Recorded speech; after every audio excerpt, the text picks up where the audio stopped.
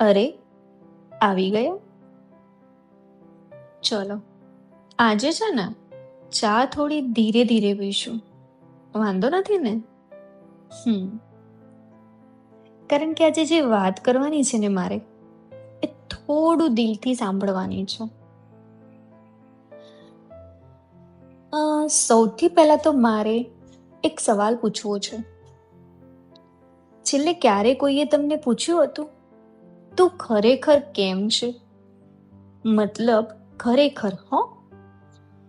એવું નહીં કે ચાલતા ચાલતા કેમ છો અને જવાબ આવે મજામાં. હું એ સવાલની વાત કરું છું, જેમાં સામેવાળાને ખરેખર જાણવું હોય કે તમારા મનમાં શું ચાલી રહ્યું છે. મને લાગે છે આપણે બધા ધીમે ધીમે હું ઠીક છું આ 4 શબ્દોની પાછળ છુપાતા જઈ રહ્યા છીએ. મન થાકેલું હોય તો પણ હા, હું ઠીક છું. કોઈ વાત અંદરથી દુઃખ આપતી હોય તો પણ હા ભાઈ હા, હું ઠીક છું. રાત્રે ઊંઘ ના આવતી હોય તો પણ ઠીક છું. પણ કેમ? કારણ કે આપણે ડરીએ છીએ, નહીં? સાચી વાત ને? જો સાચું કહી દઈશું તો લોકો શું વિચારશે? કદાચ તેમને બાળ લાગશે, કદાચ તેઓ આપણાથી દૂર થઈ જશે.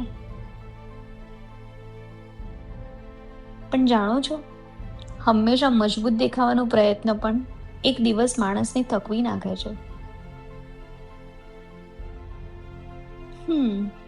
ક્યારેક રડી લેવું પણ જરૂરી હોય છે. ક્યારેક કોઈને કહેવું પણ જરૂરી જ હોય છે ને, આજે હું ઠીક નથી, આ નબળાઈ નથી યાર, આ તો પોતાની જાત સાથેની સાચી ઈમાનદારી છે. અને જો આજે તમારી પાસે એવું કોઈ નથી જેને તમે આ વાત કહી શકો, તો ઓછામાં ઓછું પોતાની સામે તો સ્વીકારી લો. આજે હું ખુશ નથી, આજે હું થાક્યો છું, આજે મને કોઈની જરૂર છે. વિશ્વાસ રાખજો, હિલિંગ અહીંયાથી જ શરૂ થાય છે. અને હા, આજે એક નાનું કામ કરજો. આઈનાની સામે ઊભા રહીને પોતાની આંખોમાં જુઓ અને માત્ર એક જ વાત કહો. આજે તું જેવું અનુભવે છે એ ઠીક છે. આજે તું જેવું અનુભવે છે ને એ ઠીક છે.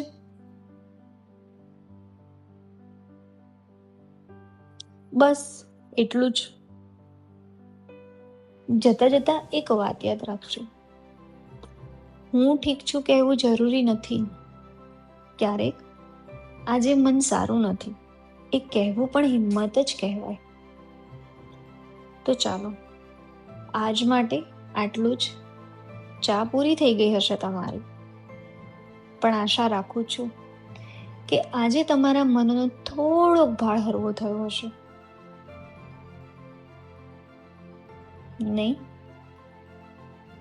તો ફરી મળીશું આપણે બધા સમયની સાંજમાં.